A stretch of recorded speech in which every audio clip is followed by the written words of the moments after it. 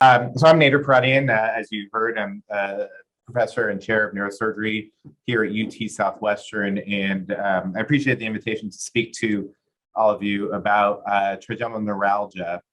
I've taken the liberty to expand it to include trigeminal neuralgia and facial pain because you've had some prior lectures on trigeminal neuralgia, including its epidemiology and its management. And one of the most difficult things about managing trigeminal neuralgia is that when you do take care of people with complex facial pain, you will see people who have different patterns of pain. And some of them very much look like trigeminal neuralgia, some of them very much don't. And so I wanted to not only speak about my approach to facial pain and trigeminal neuralgia, but also open your eyes to some other treatment options that are available for facial pain beyond classic trigeminal neuralgia. So with that, so I have some off-label discussion of devices, and I'm a consultant for Abbott, which makes neuromodulation devices. The overall outline of what I want to speak to you today about will include diagnosis and the history that's relevant, as well as red flags. And then I want to go through some treatment options for classic trigeminal neuralgia, as well as some other facial pains. And, you know, for a neurosurgeon to show half of the outline on diagnosis really emphasizes that that is one of the most important parts of our management. It can be frustrating for patients when I see them, they are in extreme pain, and I will spend an extensive amount of time asking them about every aspect of their pain. And it can be disappointing for patients when I sometimes will tell them that I do not believe that they have trigeminal neuralgia because they've been told that they have trigeminal neuralgia. So history is absolutely imperative as it will dictate the second half of your management of the patient.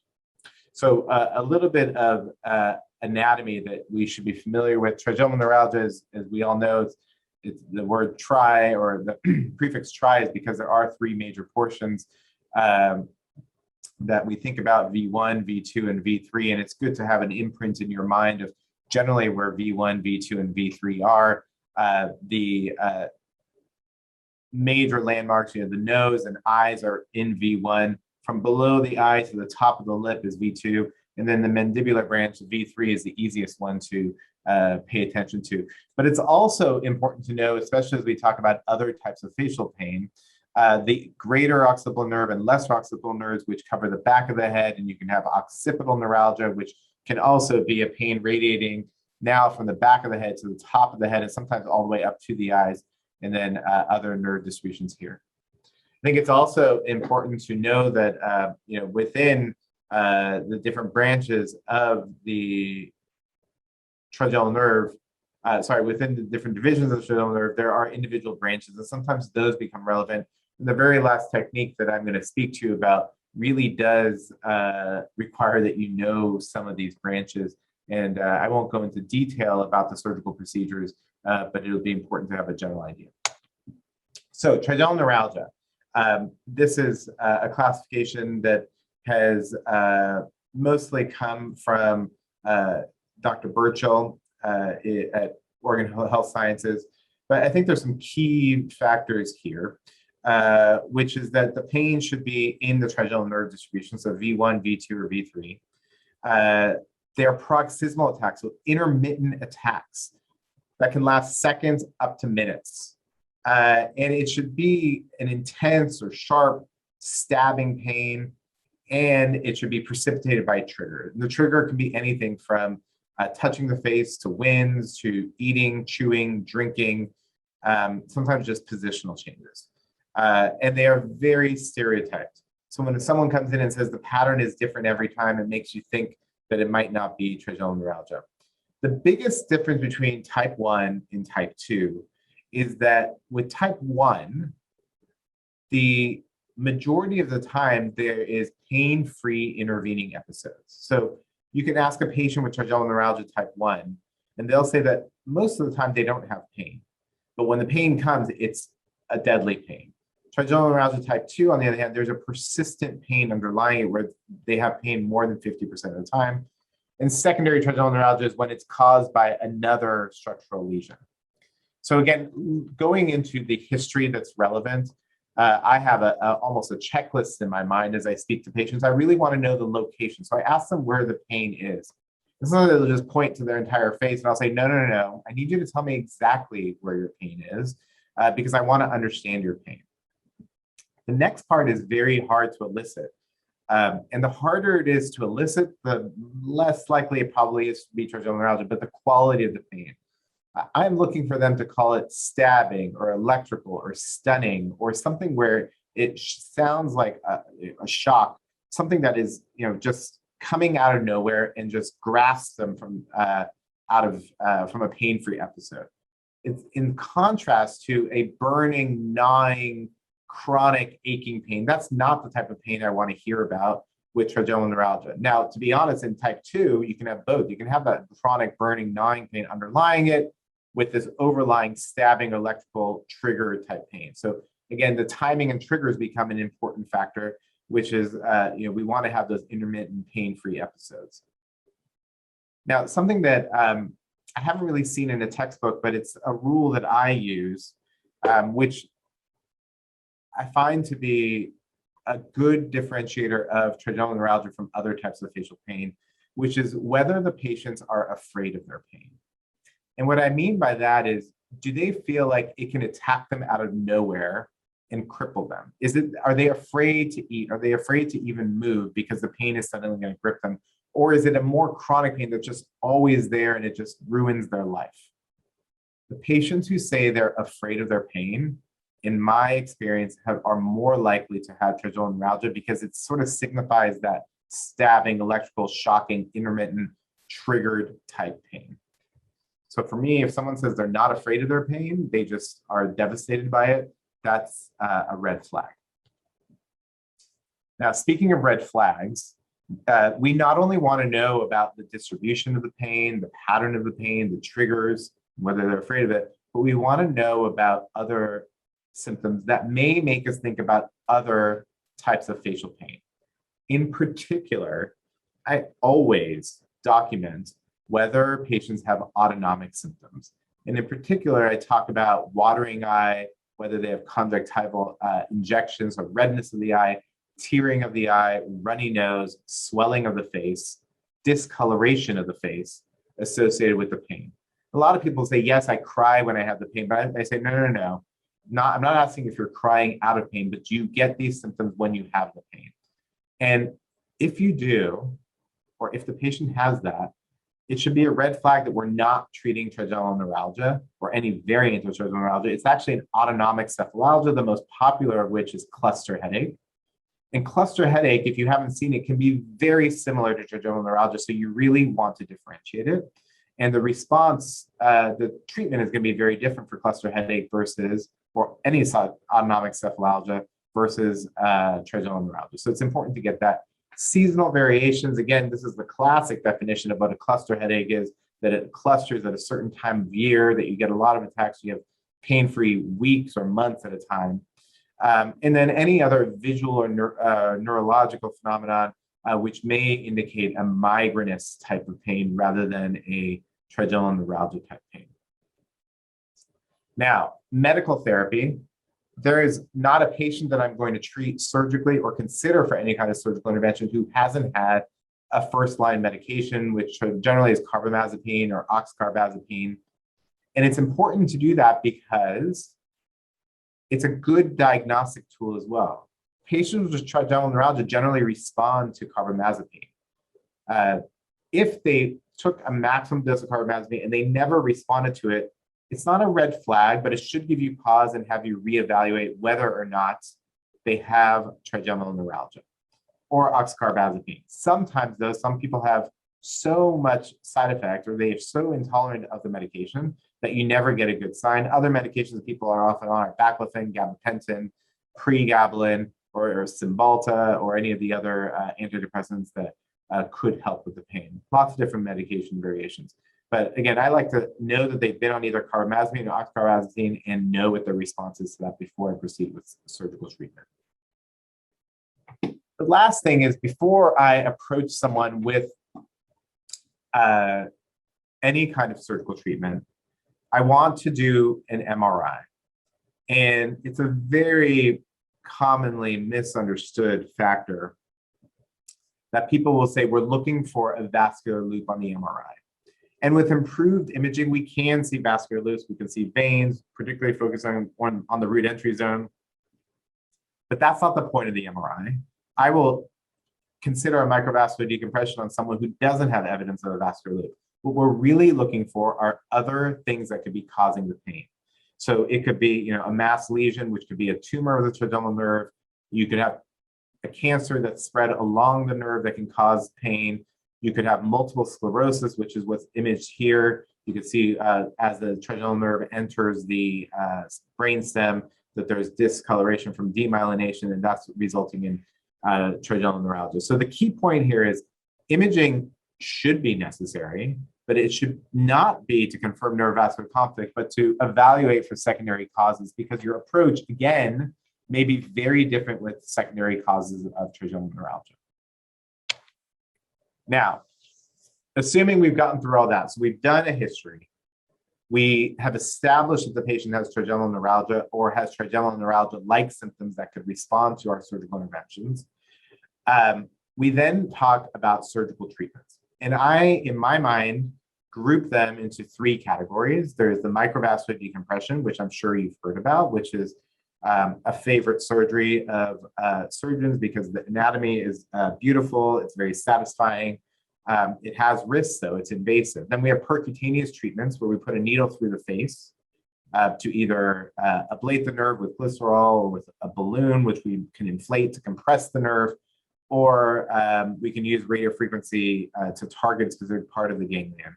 Finally, we can do stereotactic radiosurgery. It's the least invasive of procedures, but the least effective of the procedures. And I'm going to talk about this, talk about the outcomes for that as well. I do want to highlight this slide because I speak with every single one of my patients about all of these treatments before I recommend one treatment or the other. Because patients have different tolerance. So I want to highlight that sometimes we say young patients should always have a microvascular decompression. But people have different home situations, work situations. Some people have different risk tolerance. And frankly, to jump ahead a little bit, stereotactic radiosurgery is maybe 70% effective, whereas MVD might be 95% effective initially. And MVD has a lower recurrence rate than stereotactic radiosurgery, but stereotactic radiosurgery still works in a number of people. And many people would say, well, I'll still take that, even if it's not as effective, I'll take the lower probability of benefit because it's perceived to be, or it might be safer. So in terms of microvascular decompression, I'm not going to get into the surgical details because I wanted to mostly go ahead to the non-traditional treatments that you probably have heard about less.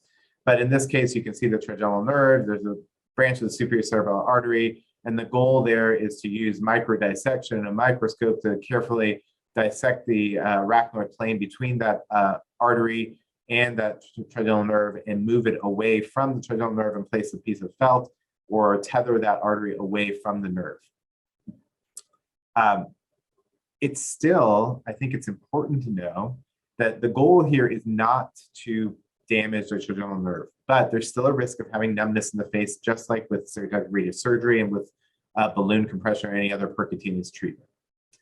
In fact, if you look at the Japanese literature, they describe a technique of internal neurolysis or raking the nerve, which is when you take a microdissector, you actually would separate the fascicles of the trigeminal nerve. And my belief is that it's that micro trauma to the nerve that may in and of itself be the therapeutic mechanism behind microvascular decompression, which is why some people can get better by the surgery without having neurovascular conflict, which is also the reason why you don't have to see vascular compression when you approach the surgery or when you choose to do the surgery. Now I want to switch gears to the percutaneous ablative procedures. These are very, I think very effective procedures. It does take some skill in terms of knowing how to use the C-arm or the fluoroscopy equipment in order to get a submental view and visualize the foramen ovale. So all those foramina that you learned in the skull base are actually relevant to our practice. The goal is to place something through the side of the mouth without puncturing the oral cavity, advancing the needle into the foramen ovale, advancing it to a point so you can either place a balloon within Meckel's cave or place an RF needle in a certain part, directed into a certain part of the ganglion and ablate that region. These percutaneous procedures really could be used for anyone. They are particularly useful for people that need acute pain relief. So if someone is admitted to the hospital with status trigeminus or trigeminal neuralgia crisis, we can use balloon compressions to get that acute pain relief because it works very quickly. We often consider it as if there's a failure of other treatments. I've also used it as a first-line treatment once I've discussed the risks and benefits of the various procedures. I also tend to use balloon compressions for multiple sclerosis related trigeminal neuralgia. And the reason why is because if we look at outcomes for the treatment of multiple sclerosis related trigeminal neuralgia across percutaneous procedures, microvascular decompression, and radiosurgery, the efficacy is about the same regardless of which technique you use, which means the risks of microvascular decompression do not go away, but the efficacy goes down such that it's just as efficacious as doing a balloon compression or radiosurgery. So why expose someone to the risks of an open surgery if you're going to get the same outcome? And so that's why I've generally tended towards a balloon compression with MS-related trigeminal neuralgia. Again, we can use glycerol, radiofrequency ablation, or balloon compression. Here are some x-rays, and they won't project fantastically well, but if you're watching this on video, you hopefully can pause and take a look. But this is looking straight up through the face, as you can see that angle right there. Here's the angle of the mandible. If you look between the mandible and the back molars, there's a little lucency right here, which is the foramen ovale. You can see we've advanced the needle straight into that lucency. We then go to a lateral view, and in the lateral view, you've got the sella, you got the sphenoid. The needle is going right up to the anterior part of the sphenoid. When we inflate the balloon, it fills up Meckel's cave, and actually the tip of the balloon becomes deformed, and it's filling what we call porous trigeminus. That's where the trigeminal nerve enters Meckel's cave before it splits into the ganglion, or the ganglion splits into the 3 divisions. In my experience, many studies will show that if you get this deformation, you have a higher likelihood of getting pain relief for the patient with trigeminal neuralgia symptoms. This can also cause a significant bradycardia. In fact, it can cause an asystole, which can alarm your anesthesiologist. So you need to let them know ahead of time. Sometimes they'll place pacers on the patient. In any case, you need to have let the anesthesiologist know so they don't get scared. In terms of outcomes, and we're going to look at some relative outcomes, but balloon compression being one of my preferred treatments. The thought is that it preferentially injures the medium and large myelinated pain fibers. The patient is asleep. These patients are often in a pain crisis, and they can't really wake up and cooperate with the testing for radiofrequency ablation. You get preservation of the small myelinated fibers, which is good for maintaining sensory reflexes. And the initial pain relief is not too far off from what you get with a microvascular decompression. It's about 90% is what I tell my patients, with some recurrence. About 20% of patients are going to have recurrence at 3 years. Some dysesthesia, so anesthesia, dysesthesia meaning some uncomfortable numbness. Anesthesia dolorosa, true anesthesia dolorosa, is extremely rare, but it can happen, and I do counsel my patients about it. Glycerol rhizotomy is same approach, but instead of using a balloon, you inject some radio opaque solution with high concentration glycerol. And the idea there is to irritate the nerve with the glycerol. It's best for V3 distribution because the glycerol will settle into Meckel's cave, which you can see here. You can see the dependent fluid level. That's the fluid level. That's the glycerol filling Meckel's cave. some initial good relief, but the recurrence rate is actually much higher with glycerol. And that's why, in my experience, I have not been using glycerol very often. It's also very hard to get pharmacy to formulate that. And finally, there's radiofrequency ablation, which I do use, particularly when a patient has a very specific distribution of pain. I prefer not to use it for people with a V1 or pain in their forehead or eye, because I don't want to get corneal numbness. My experience is that people get a denser numbness with radiofrequency ablation, although it can be very effective. But you can see that the efficacy rates are somewhere between 80 and 95% again, but recurrence rate is fairly high as well. So I use it for targeted treatments. Finally, we'll look at radiosurgery, and radiosurgery is very non-invasive. It's focused radiation at the root entry zone, same area that we'd be operating on with an open microvascular decompression. And what you can see is that the probability of sustained relief, there's a high rate of relief in the first 6 months, but there's a high rate of recurrence also. So if you have an early excellent outcome, you're going to stay pretty good, but you can see about 30% are going to have a recurrence. You can, but if you don't have a good relief early on, you're going to fall off that map pretty quickly, and so you might need further treatments. We should note, I mean, people can go in any order, right? So you can get radiosurgery and then get a balloon compression, a microvascular decompression. You can get a microvascular decompression, then a radiosurgery. Although once you have a microvascular decompression, it can be harder to see the trigeminal nerve. But no one treatment rules out the next treatment. Radiosurgery doses will vary depending on what type of system you use, between 80, 85, or 90 gray to the root entry zone. And it takes somewhere, some people get relief in a few days. I generally tell my patients to wait up to 3 months, but usually 4 to 6 months to get their pain relief. Now, I just told you a lot of different procedures. That's literally what I go through with all of my patients in terms of the open procedure, 90 to 95% success rate with a 15% recurrence. We talk about the risks of the procedure. We talk about the percutaneous procedure. We talk about radiosurgery as well. This is a really good reference that's a little bit older now, 10 years, but it's still basically the same and reliable information, which was looking at doing a literature review with 412 publication review, 28 of which were included, looking across a number of treatments, MVD, radiofrequency, percutaneous balloon compression, SRS, with over 10,000 patients followed with at least a 5-year follow-up. And here's what we see. And this is an important graph. Look at this initial pain relief. All the procedures we do, and this is subject to some selection bias, all the procedures we do have somewhere around a 90 to 100% success rate. Over time, over 1 year, look, radiofrequency will fall off. Percutaneous balloon compression is pretty good, but then percutaneous balloon compression starts falling off as well. So there's about a 30 to 40% recurrent rate. But don't think that MVD is the perfect procedure and you don't get recurrences, because MVD patients also get recurrent pain.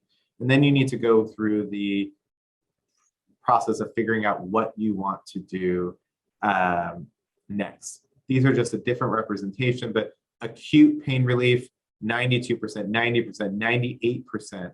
SRS is 80%. It's not shown on that graph. So high rates of acute pain relief, and the average rate of recurrent pain here is 18%, 46% with radiofrequency, 20% with percutaneous balloon compression, and 25% SRS. So these are important numbers to have a general feel for. Again, I generally think of MVD as the most effective with the least chance of recurrence.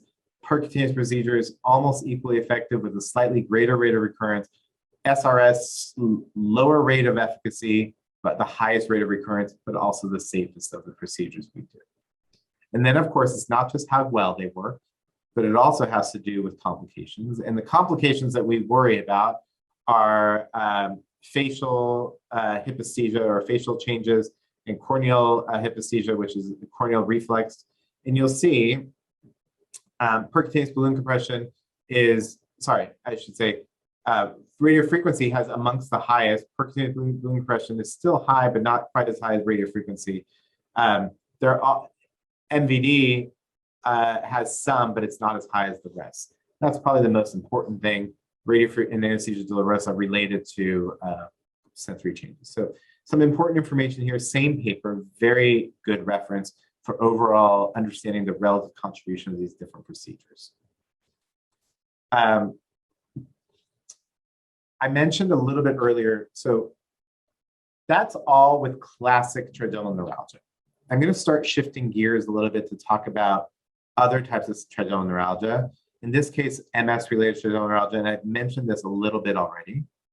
But here's a comparative efficacy of different procedures. So this is percent failure-free, meaning percent success, for patients with trigeminal neuralgia relative to treatment. Balloon compression is a solid black line. Remember I said balloon compression is the treatment of choice for me for patients with MS-related trigeminal neuralgia, and this is one of the main reasons why. And you'll notice that the other procedures like microvascular decompression and others are falling off. They're not as good. There's no advantage of those other procedures. So asking for a history of MS in your history is extremely important because it changes your approach to the treatment. So trying to pull this all together in terms of the treatments for trigeminal neuralgia. If someone is treatment refractory and they're in a pain crisis, and you can get them to the operating room quickly, they're young and healthy, you can do a microvascular decompression. If they're old and sick, and I've had some very old patients, a percutaneous procedure is really what you need to do to rescue them. You don't have time for a stereotactic radiosurgery in someone who's in a pain crisis. I'll tell you, there's one patient I remember quite well from early on in my practice. She was an older lady. She was wheeled in by her daughter. Several months of pain crisis. She couldn't eat. She could not walk on her own. She was an older lady. I questioned why I should be treating her because she didn't look like she had much life to her. After I treated her with her balloon compression, she came in about a month later, walked in, and gave me a gift. And that's the difference. It was an acute pain relief. And the reason why she looked so old and weak was because she couldn't eat, she couldn't drink. And so these procedures can be life-saving. What about those who are treatment refractory, but they're not in a crisis? Again, MVD, or you can even choose SRS for someone who's young and healthy if they don't want to take the time off from work or they don't want to be exposed to the risk of MVD. If they're old and sick, we can consider SRS or percutaneous techniques in that case. Again, you're trying to avoid the MVD in older patients. All right. So what if it's not classic trigeminal neuralgia? What if it's type 2, or what if there's a little bit of an inconsistent history? It really depends on what the dominant symptom is for the patient and what you're trying to treat. Do we use the same techniques? Well, what if someone has type 2, they have that chronic burning, gnawing pain, but they also have the zapping pain? Well, a lot of us believe, and it's acceptable and worth trying, the same techniques that would be used for classic trigeminal neuralgia, with the caveat that we're targeting the intermittent shocking type pain, that the underlying burning, gnawing, chronic pain probably is not going to get better. But it can still be beneficial. Because of that, because we're treating a part of the pain, I tend to still not recommend a microvascular compression. I would lean towards either a balloon compression or a stereotactic radiosurgery. But we can still choose those. You can still recommend them, but you have to counsel patients about what to expect, that it may not be as effective, and that the risks are still there for facial pain or anesthesia dolorosa. Now, what if you have a different type of pain? I talked about cluster headache a little bit, all those symptoms that we see there. I just want to put this in here just so you know what the other treatments are. It's really, medical treatment is actually oxygen therapy, ergots, triptans, steroids. Some of the new migraine-related medications can be used as well.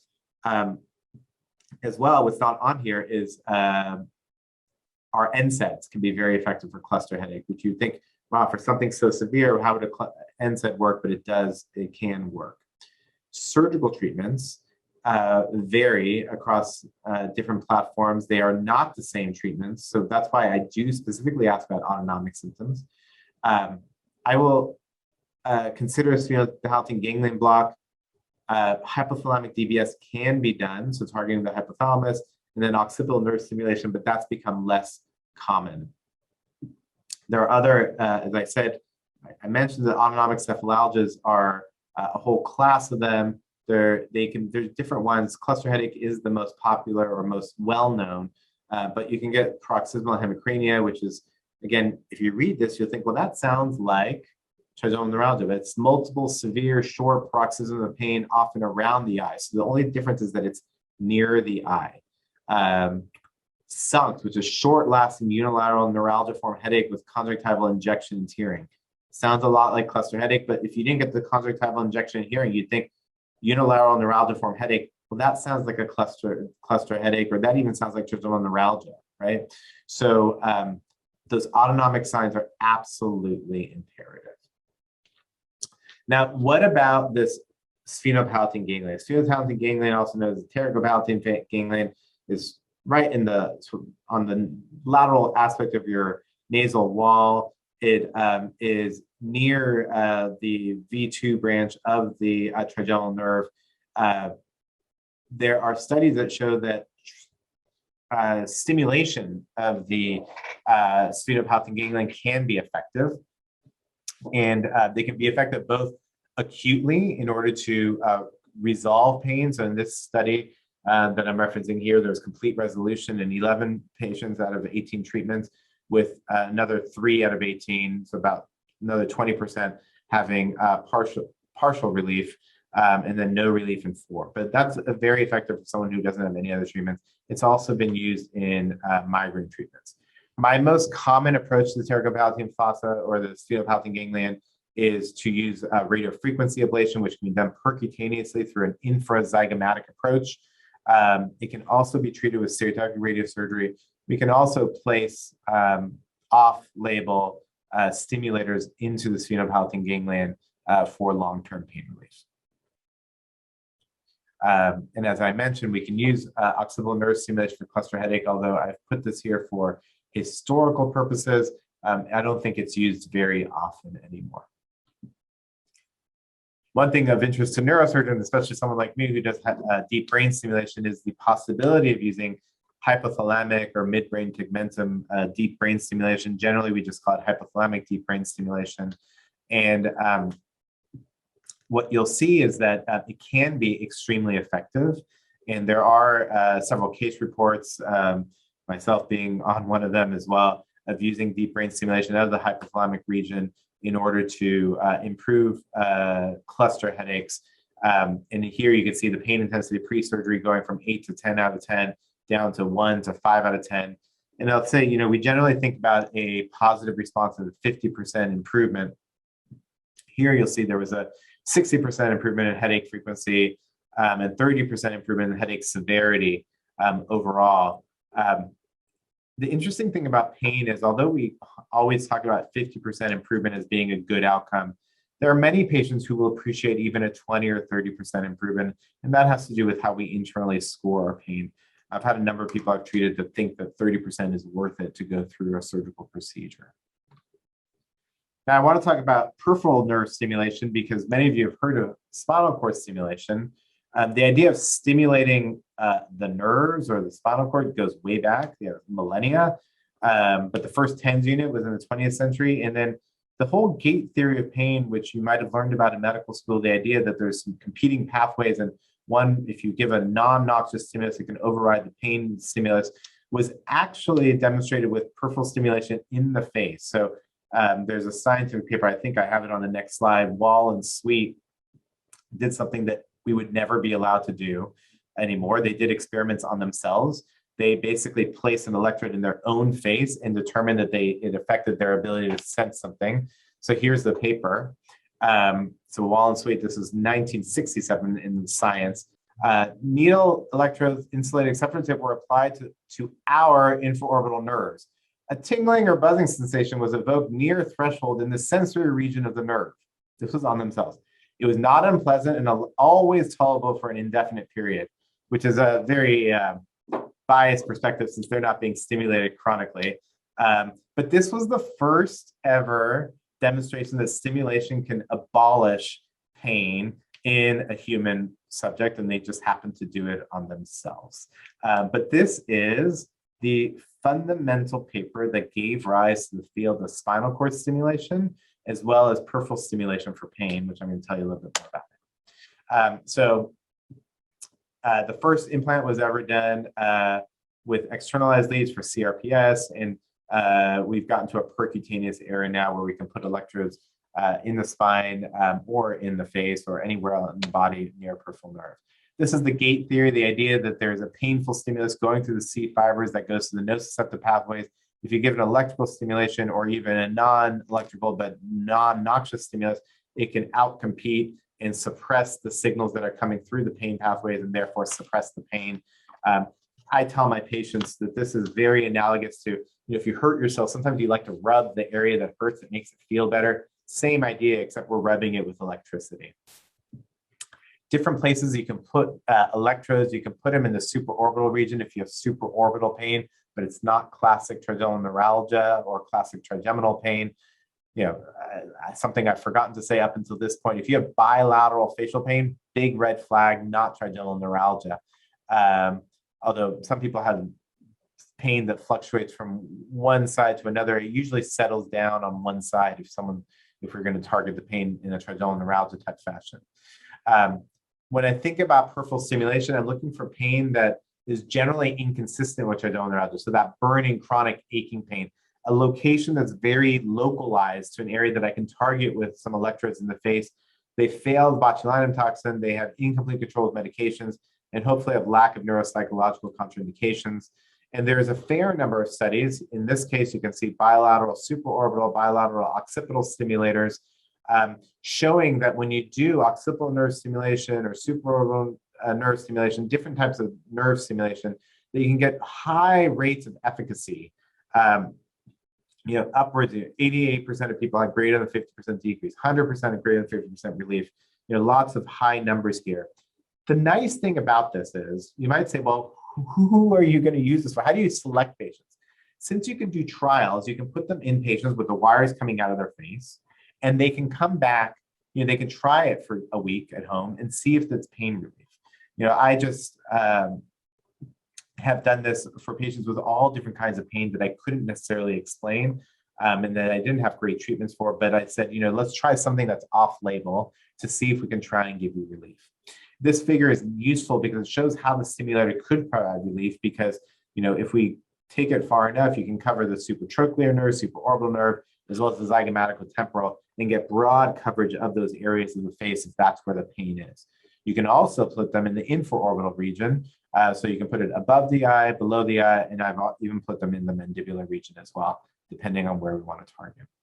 Just to highlight, this is a paper from using occipital and supraorbital nerve stimulation for various headache disorders. So again, not being picky about what you do. On average, there's a significant pain relief in these patients, percent improvement in their VAS.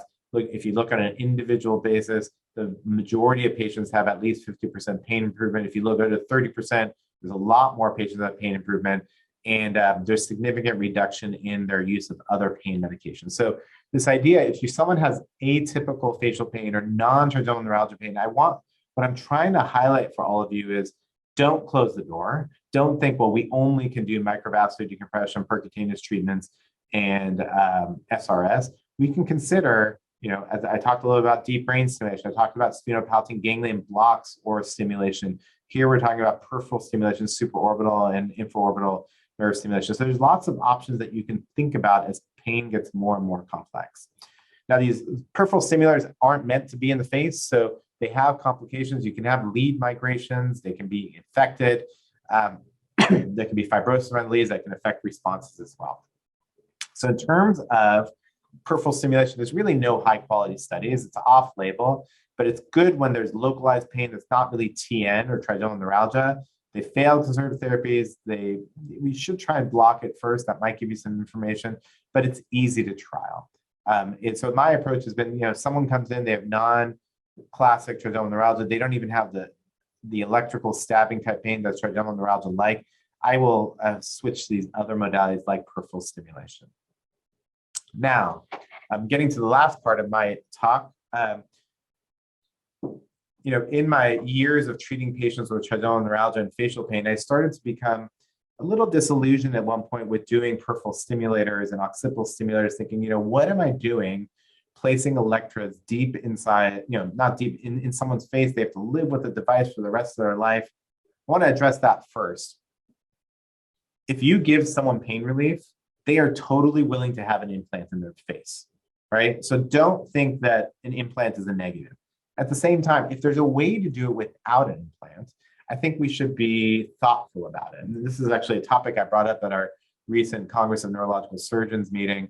As I started looking deeper into literature, I realized that there is a big world in plastic surgery focused on the treatment of facial pain.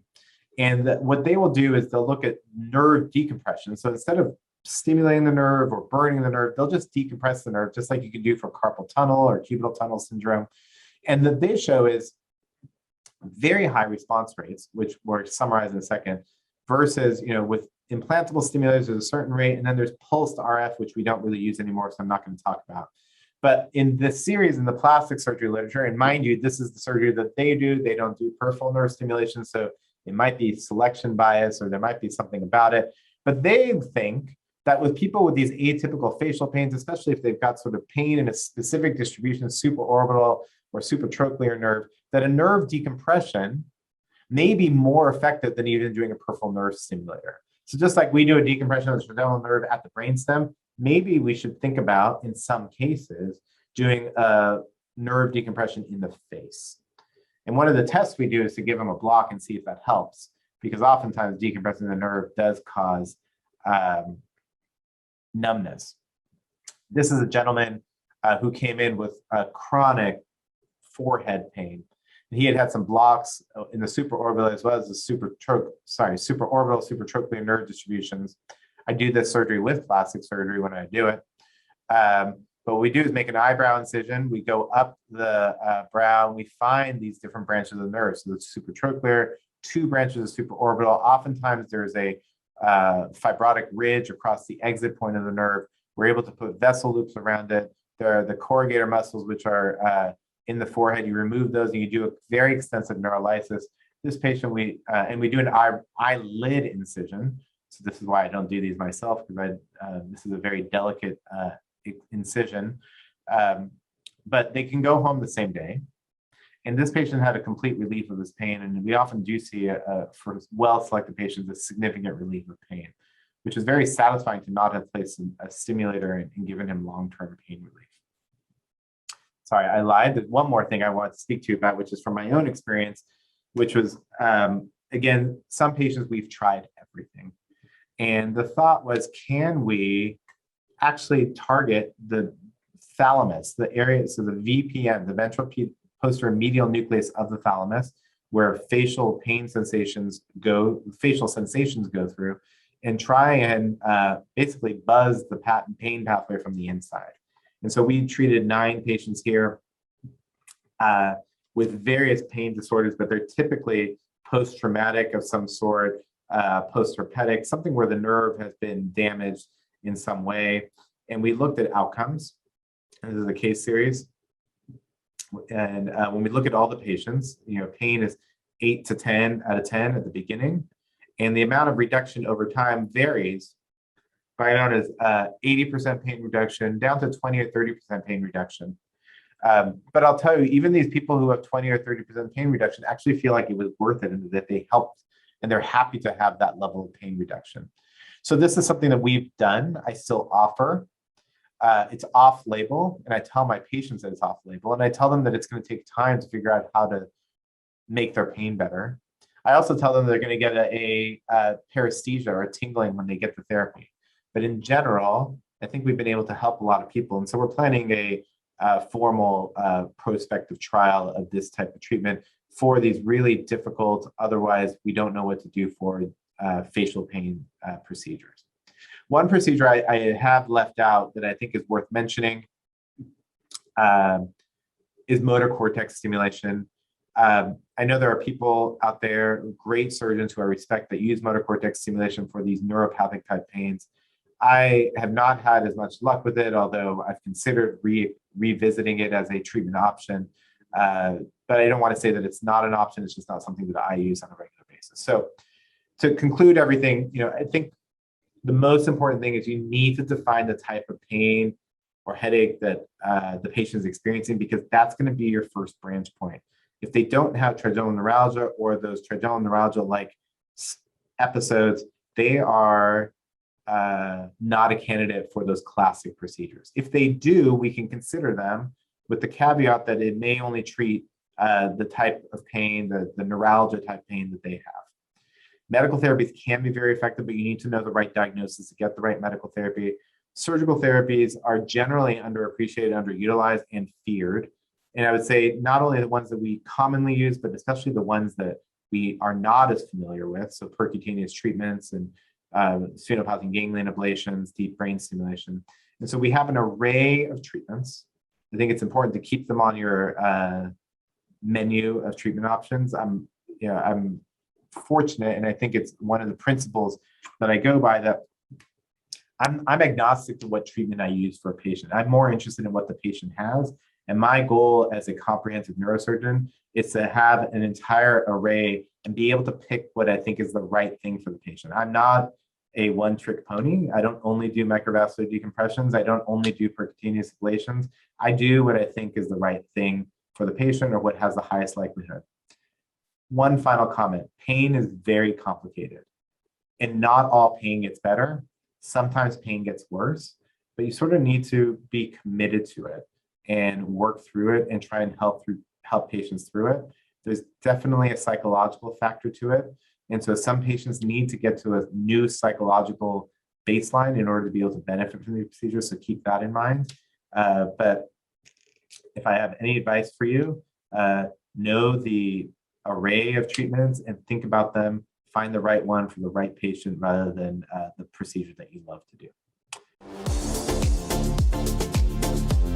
Hey everyone, Ryan Rad here from neurosurgerytraining.org. If you like that video, subscribe and donate to keep our content available for medical students across the world.